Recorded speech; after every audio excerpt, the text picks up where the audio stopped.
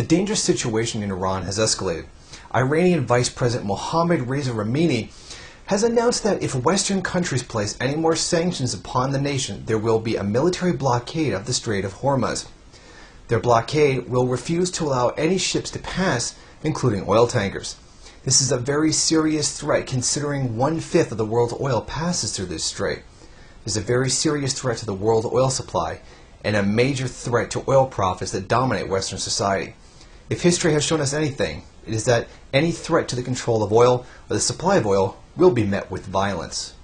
To demonstrate that they are serious in their threat, Iran has begun a 10-day naval exercise in the strait. Iran's naval maneuvers include the laying of mines and the use of aerial drones, according to Iranian media. Missiles and torpedoes were test fired in the following days. A military buildup of this size and the seriousness of a threat that has caused investors to worry. The price of a barrel of oil has risen to over $100 in recent days.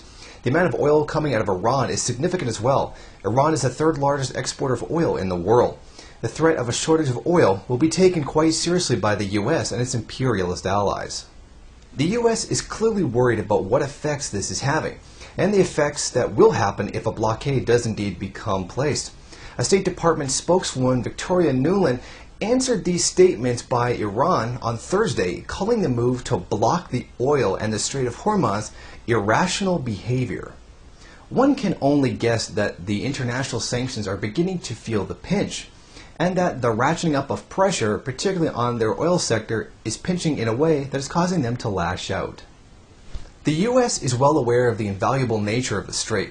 The U.S. Navy's Fifth Fleet is based in Bahrain specifically to defend the safe traffic of oil through the Gulf.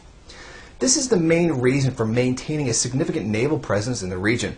If Iranian oil does indeed come off the market, and other oil is prevented from reaching the West, as well as a naval blockade, there will be a shortage and a price hike. The amount of oil in question is significant. There is currently no source able to fill that shortage. Even a new fledgling oil supply coming out of the newly recovering Libya is not enough to make up for the gap. Obviously, an increase in energy costs will be felt across all economic sectors and will raise the price of commodities. The situation is clearly a very tense one. The U.S. has proposed a military hotline between Tehran and Washington with the express purpose of direct communication to avoid any misunderstandings. This is very similar to the hotline that existed between the U.S. and the Soviet Union during the Cold War. Of course, this is a different situation, but the stakes may be just as high if indeed Iran does possess nuclear weaponry. This demonstrates how much power Iran may actually have if it is able to cause such a spike in oil prices.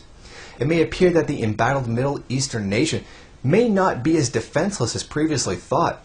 What they may lack in firepower compared to the U.S., they may have in economic clout. Oil is practically the lifeblood of the American economy and almost the center of American politics. The U.S. empire will not react lightly to any such threat to its supply of oil.